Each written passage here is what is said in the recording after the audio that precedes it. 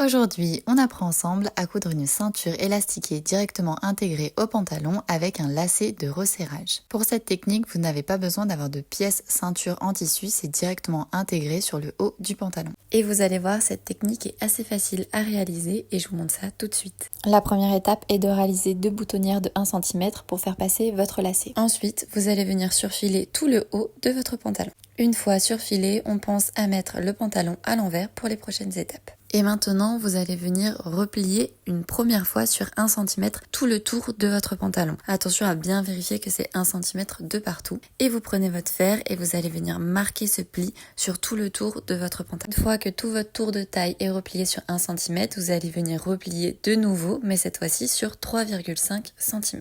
Et pareil, on pense à bien vérifier avec un réglé et on vient repasser au fer à repasser pour bien marquer le second pli. Attention, sur le modèle Flora que je vous propose, il y a des poches. Et la technique, c'est de venir placer les poches correctement sur le devant pour qu'elles soient enfermées dans la ceinture. Vous voyez, je viens plier sur la poche pour qu'elle soit enfermée dans la ceinture lorsque je ferai ma couture. Cette petite astuce permet aux poches de bien rester sur le devant et de ne pas tomber vers le dos, mais surtout d'avoir des poches très propres. Pour que ce soit plus facile, j'ai épinglé tout le tour de ma ceinture avant de faire ma couture. Et maintenant, je vais venir réaliser une piqûre nervure sur toute ma ceinture, mais je pense à laisser une ouverture d'environ 5 cm pour faire passer ma ceinture. Ma piqûre nervure est réalisée et j'ai bien pensé à laisser une ouverture d'environ 5 cm pour faire passer mon élastique.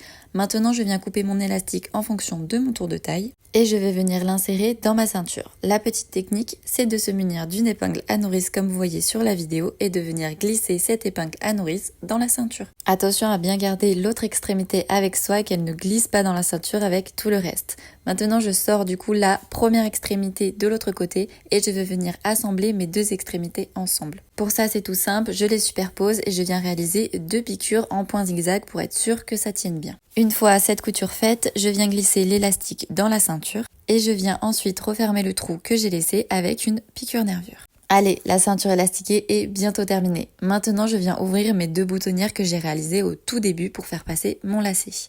Je me munis de petits ciseaux pour que ce soit beaucoup plus facile. Maintenant, je viens réaliser deux coutures sur ma ceinture pour bien la maintenir. La première couture qui démarre en dessous de la boutonnière et la deuxième couture qui démarre au-dessus de la boutonnière sur tout le tour de la ceinture. Et ça vous donne ce résultat-là. Donc j'ai également créé un tunnel pour mon lacet. Et je viens maintenant glisser mon lacet à l'intérieur de ma ceinture. Pour ça, je fais la même technique, je me munis d'une épingle à nourrice. Je vais attacher une des extrémités de mon lacet et la faire glisser dans la ceinture. Et pour finir, pour la propreté des bouts de lacet, je vous propose des techniques. Soit là, toute simple, vous faites un petit nœud et voilà, c'est tout mignon, c'est tout facile, pas de couture à faire. Ou alors la deuxième.